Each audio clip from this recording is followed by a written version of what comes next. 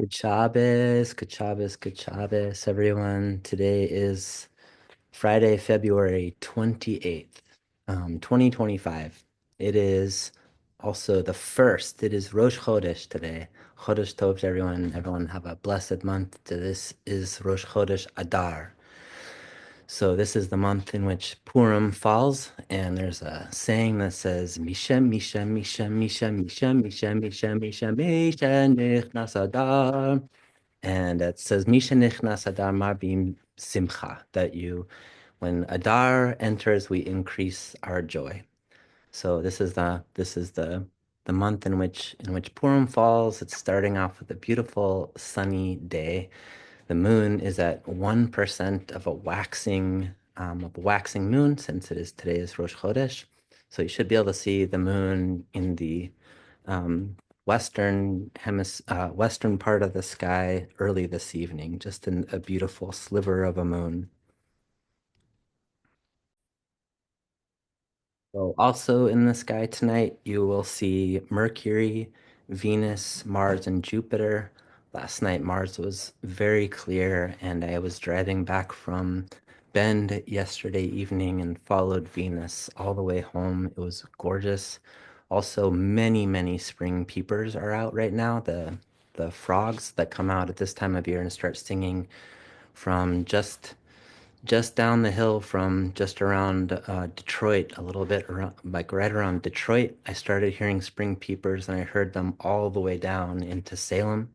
So if you can get out in the evening, if you go out towards Silver Lake Falls, take a left there in the evenings. If you park along that side of the road, you should hear the frogs singing.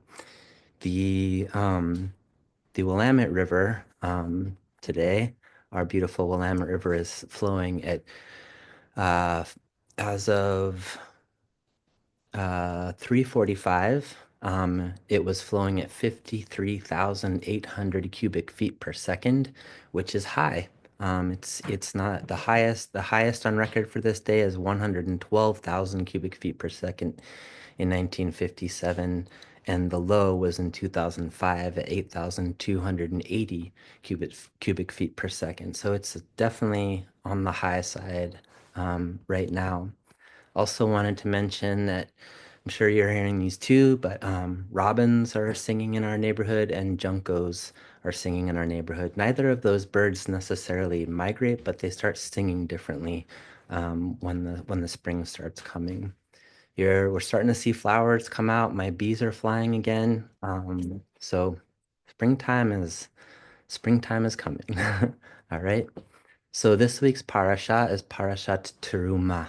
Parashat Terumah is from the book of Exodus, and it may be one of my favorite parashiot. It may be my favorite parashiot. There's something I find really I find really fascinating for some reason about the construction of the tabernacle, of what they call the Mishkan, which was the nomadic temple that the Israelites had for a long time.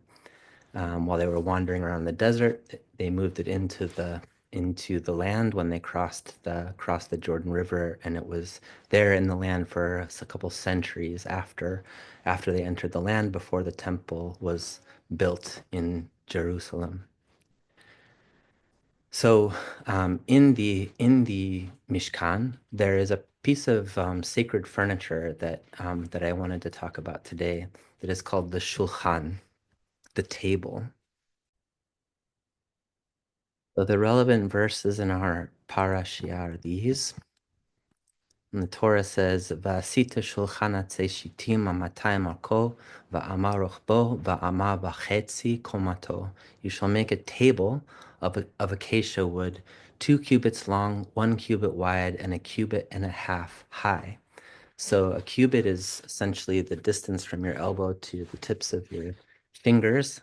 We estimate that it's about a foot and a half. So when you say 2 cubits long, you mean three cubits.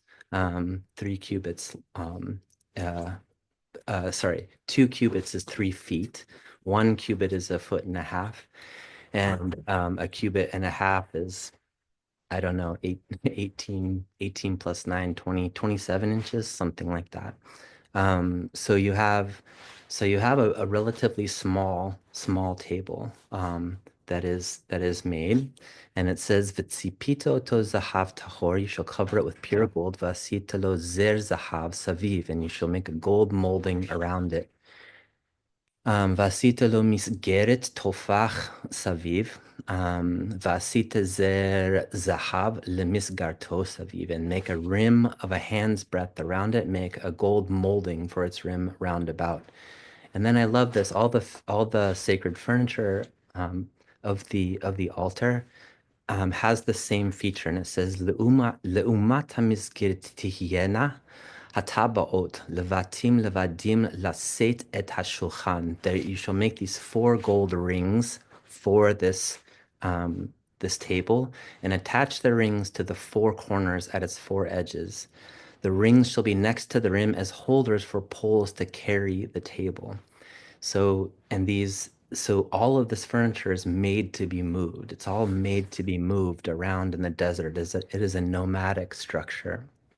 Make the poles of acacia wood, overlay them with pure gold, and by these the tables shall be carried.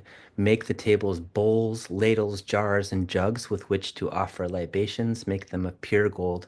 And on the table you shall set the bread of display, the lechem panim. Very interesting, literally the bread of faces, to put before me always.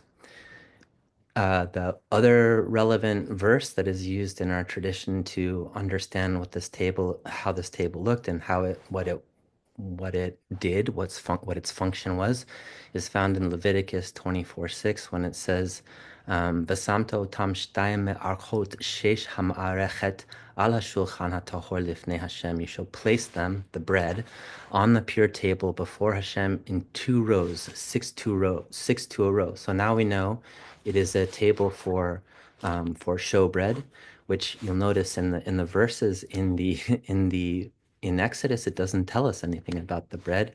It is from Leviticus that you find that you put this bread. Well, actually, sorry, it does say in the last verse of Exodus, it says you shall place the lechem panim, the bread of faces, on there. It is from the verses in Leviticus that we find out that it's 12 loaves, um, two rows, six to a row. Okay, six to a row.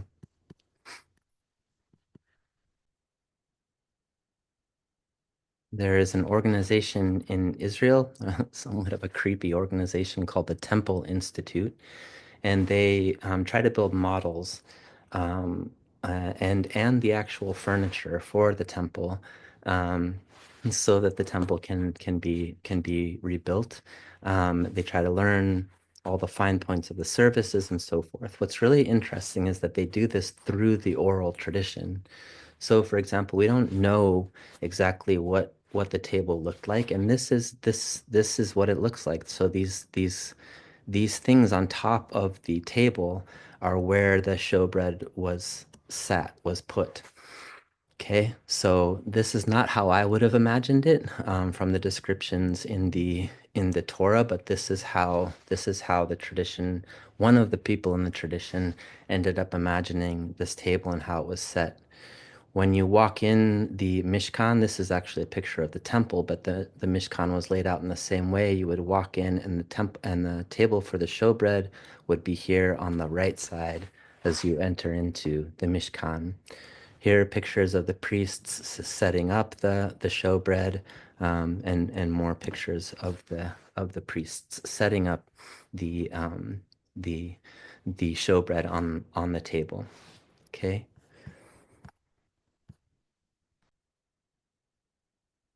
So the Rambam, um, he says that it is clearly evident from the Torah that there were 12 loaves from the verses in Exodus in Leviticus, and from one Shabbos to another, the bread was placed on the table.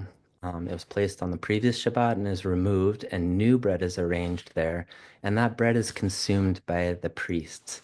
All of these loaves, he says, were rectangular, and that's what he understands lechem hapanim means, literally the bread of faces, which he says means they had six sides. They were cubical. They were baked in these pans, presumably, and that made the bread square. It's not the only opinion out there about what this bread looked like, but that is the Rambam's opinion, and many people follow his opinion. Okay, so when he's going by lechem hapanim, meaning the bread of faces, he says it has the faces means six sides. So it was these square loaves.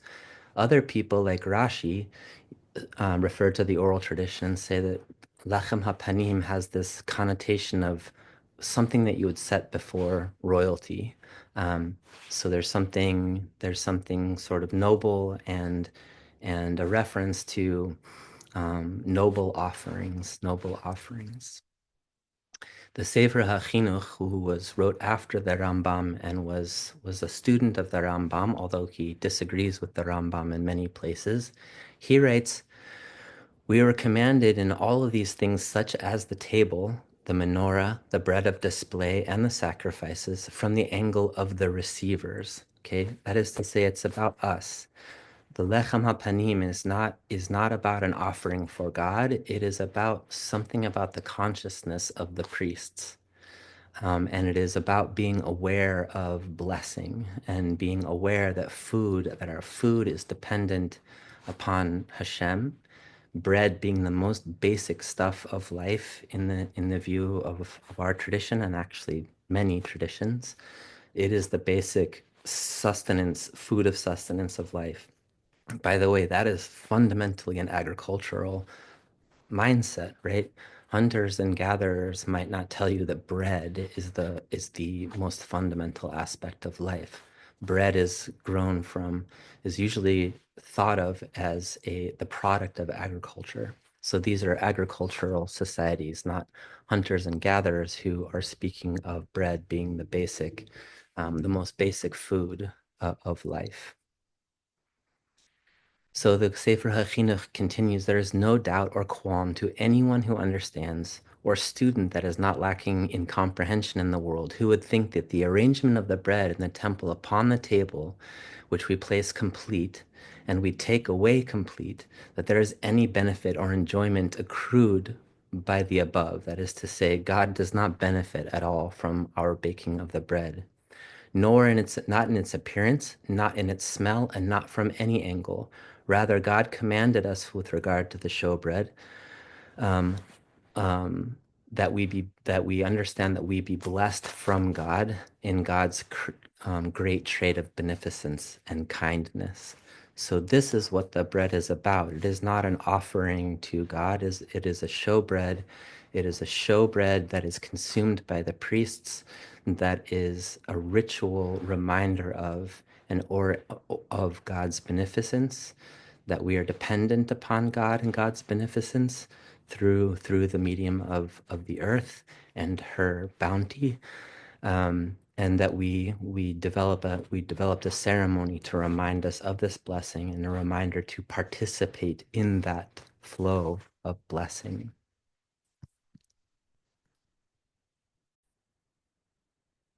The book of Yechezkel, of Ezekiel, famously has this verse that says, Zeh hashulchan asher lifnei Adonai. This is the table that is placed before God. And it is a reference to this table. However, there's something strange about the way that Ezekiel speaks of this table. He says it is a wooden altar, a mizbeach eitz, that it is a mizbeach, and it is 3 cubits high, 2 cubits long, and having inner corners, and its length and its walls were of wood. Okay, and this angelic figure says to Ezekiel, "This ze hashulchan asher lifnei Adonai. This is the table that stands before God. It's not the same measurements. It's not the same material that is described in Exodus. What is this table, and what is this temple that Ezekiel is being shown, wherein it resembles the temple that we know, but the measurements are not the same? There are those who believe these are the dimensions of the third temple. However, the Zohar And the Kabbalistic tradition present the very real possibility that what it is a measurement of what we call the heavenly temple. The heavenly temple is introduced to us in the Talmud, and in the Talmud, we find out that there is a heavenly temple. This is a classical Jewish idea that somehow the spiritual worlds mirror the earthly worlds. And in fact, in the Talmud, God says that God will not enter into God's temple, supernal temple, the heavenly temple, until the people of Israel enter the temple below. So the phrase is so below, so above, as it says in our tradition. So below, so above. Ken lamata, ken lamala. So what happens here is reflected in the heavenly realms. What happens in the heavenly realms is reflected here. There is a kind of a fractal image of each other, but they're linked and they move and they change shape based on what's happening in one or the other. The role of the temple service, but also really the role of everything that we do as Jews is to create the best conditions in the heavenly realms so that blessing continues and grows and is obvious and seen and witnessed, revealed here on this plane. So all of these ceremonies that we do and that our ancient ancestors described were about trying to live in relationship to God's beneficence and to God's kindness as manifest in the abundance of the earth, and to witness that and to participate in it. God forbid not to block it with any wrong actions or inappropriate actions or violations of the mitzvot, but rather to live in harmony with that flow of blessing. By means of our actions, blessing is increased in the world. By means of our actions, God forbid, the flow of blessing into this world could be blocked or concealed and made less obvious.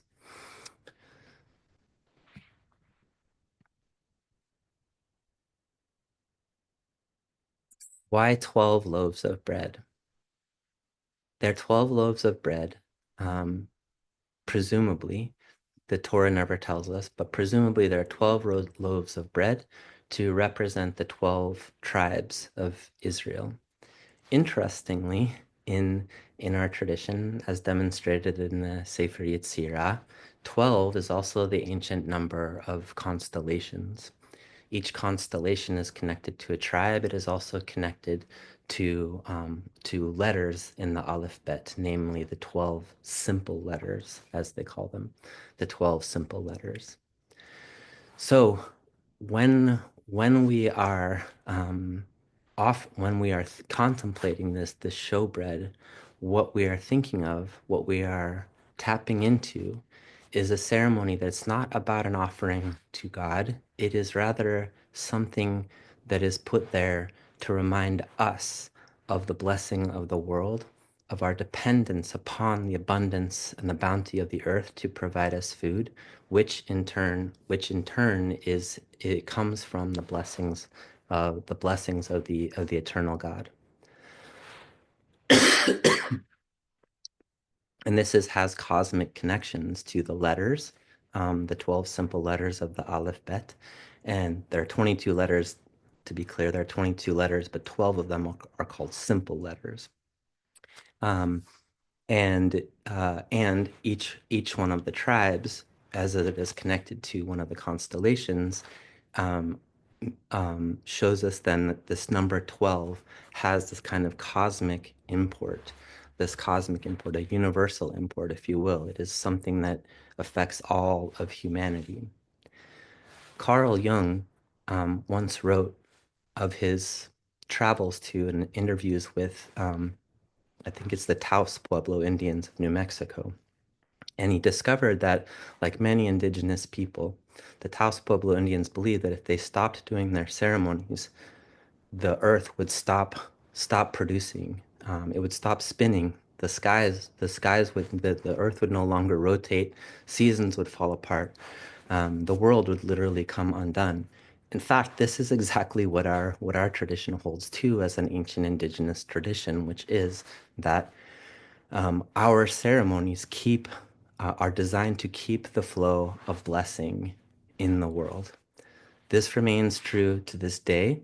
Our performance of mitzvot, our daily prayers, our observance of Shabbat, all of these things are seen as ceremonies that remind us to remember, as Rabban Walkimer says in Braiding Sweet Grass, that she says that ceremony is how we remember to remember. Through ceremony, we remind ourselves over and over again to remember that we are participants in God's blessing in the world. Shabbat Shalom, everyone.